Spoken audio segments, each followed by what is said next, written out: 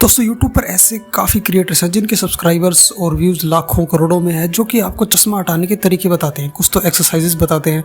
Exercise आपको करनी चाहिए, इससे आपकी आंखों की मसल अच्छी रहती है और आंखों की हेल्थ में भी फ़ायदा करता है, लेकिन इससे चश्मा नहीं उतरता। कुछ ऐसे यूट्यूबर हैं जो ऐसा बताते हैं कि आंवले को रात को भिगोकर उसे आंखों में डालो। देखिए, इससे आपकी आंखों में बैक्टीरिया भी फैल सकता है, क्योंकि सफाई का भी ध्यान रखना होता है। जो आई ड्रॉप एलोपैथी कंपनी में बनती है उसमें ज़ीरो बैक्टीरिया एनवायरनमेंट यूज़ होता है, तो ये आप खुद से मेंटेन नहीं कर सकते। जबकि कोई बताता है कि आंखों में जिंजर जूस डालो, कोई कहता है आंखों में हनी डालो, कोई कहता है कि आंखों में आप ऑनियन का जूस डालो, तो कोई ये बताता है कि आप किसी तरह की एक्सरसाइजेस करें, कोई आंवला खाने को बोलता है, कोई फैटी फिश खाने को बोलता है कि इससे चश्मा उतर जाएगा। देखिए, आंवला है या जो नॉन वेज खाते हैं वो फिश एग वगैरह अगर लेते हैं, डेयरी प्रोडक्ट्स लेते हैं, तो ये आंखों के लिए फ़ायदेमंद तो ज़रूर है, लेकिन जो झूठ फैला हो बड़े बड़े यूट्यूबर्स का कि चश्मा उतर जाएगा, चश्मा इससे उतरने वाला बिल्कुल भी नहीं है, बल्कि इससे फर्दर आपकी आंखों में डैमेज हो सकता है। जैसे कि आप देखेंगे कि हनी है, हनी हालांकि एंटी इन्फ्लेमेटरी प्रॉपर्टी इसमें पाई जाती है, लेकिन बाज़ार में बिकने वाले 99% हनी तो नकली है, इंक्लूडिंग पतंजलि और डाबर। ये कुछ बड़े नाम हैं, बाकी और भी काफ़ी कंपनियां, सबका हनी तो नकली है। तो आप नकली हनी तो आंखों में डालने की गलती नहीं करेंगे। वो तो चीनी डालने जैसा है, वो भी घटिया चीनी जो कि चाइना से इम्पोर्ट होती है। इस तरह की चीनी इनमें यूज़ होती है नकली शहदों में।